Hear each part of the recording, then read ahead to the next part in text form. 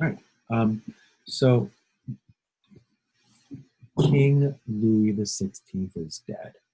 Here's an image created from the time. And you see the guillotine, you see his head shown off to the crowd. Yes, crowds would show up to these executions, not just of King Louis, but of all of the people. It was like a sporting event. Bring the popcorn. Let's check it out. You know, you going to the execution? I'm going to the execution. Let's go together. It'll be fun, right? It really does show the change culturally. This wasn't the only execution that was a city event. All executions were 200 years ago. It just so happens that this was the king, but anytime there was an execution, everyone showed up to watch it, which I don't know if it happened today. I would assume no one would show up to watch the execution. That's gross, right? Who wants to see that? Let me watch the basketball game. Let me watch the Lakers, right? All right. So King Louis is dead, and a new group takes over called the Committee of Public Safety, led by a man by the name of Maximilien Robespierre. And these people are going to look to make radical changes right now to save the revolution as they saw it. Okay, and this period historically is known as the Reign of Terror. So they set up revolutionary courts, and anyone who was a traitor to the revolution, anyone who spoke bad about it, or maybe my neighbor told me that his friend was talking bad about the revolution, I could rat you out to the revolutionary forces, and they would take you to court, and most likely they'd kill you. I mean, this is some witch trials type stuff. This is some McCarthyian America 1950s Red Scare type stuff. This is the kind of thing that is horribly scary, that you can't even speak your mind without just automatically being killed, and having a fake, like a show trial, right, instead of a real court case where, oh, he talked bad about the revolution, chop off his head, right? That's the extreme moments of this revolution. The city of Lyon, as a group, decided that they kind of didn't agree with the revolution, and the French came in and they killed almost 2,000 people on the spot. Okay, most by guillotine, but some they shot dead. 15% of the people killed were clergy and nobility. Now, understanding that clergy and nobility represented about 2% of the total population, they were disproportionately killed during this period. Okay.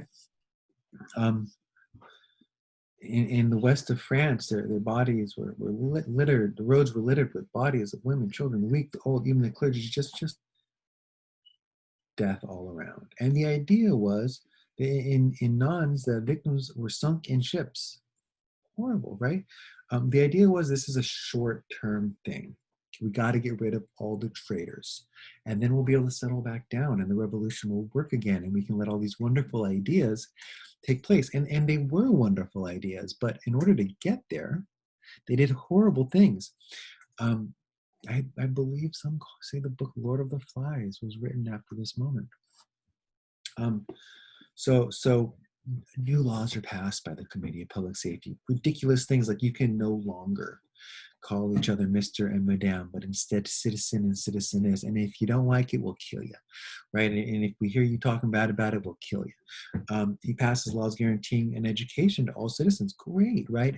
End slavery around the world in all French colonies. Done. Wonderful, right? But women didn't get equal rights. That wasn't maybe going against some of the Enlightenment ideas. So yes, they were implementing Enlightenment ideas during this period, but at what cost? They decide we're going to diminish the importance of the church, and they do away with the calendar, okay, saying that the first day of the revolution is the first day of all time, okay, and that months no longer use the names that they used to use, because that's what the churches did. All churches became temples of reasons. They got rid of no more January, February, March, April, May, June, July, right? Instead, they're coming up with weird names. They changed the amount of days in a month. Instead, now months only have 3 weeks of 10 days each with 1 day of rest. keeping in mind that back then people only really had one day off anyways, which was Sunday for church. But since we didn't go to church, right, we're going to change the calendar so people forget which day is church day and the church disappears. All of these ideas. And look, separation of church and state is an Enlightenment idea, right? It is part of our government. We love it in America, freedom of religion. But to what cost? To what extent do you go to pass good ideas? And that's really one of the underlying questions of this entire thing is um, how far people are willing to go to get their ideas across, how far people are willing to go to hold on to their power, and where do you draw the line? Um,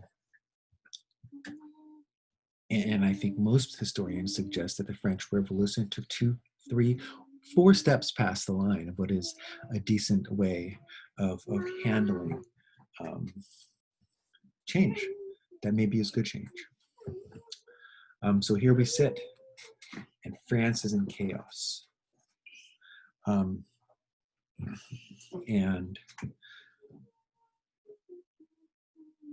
the revolution it can't last like this. Something's gonna have to stop.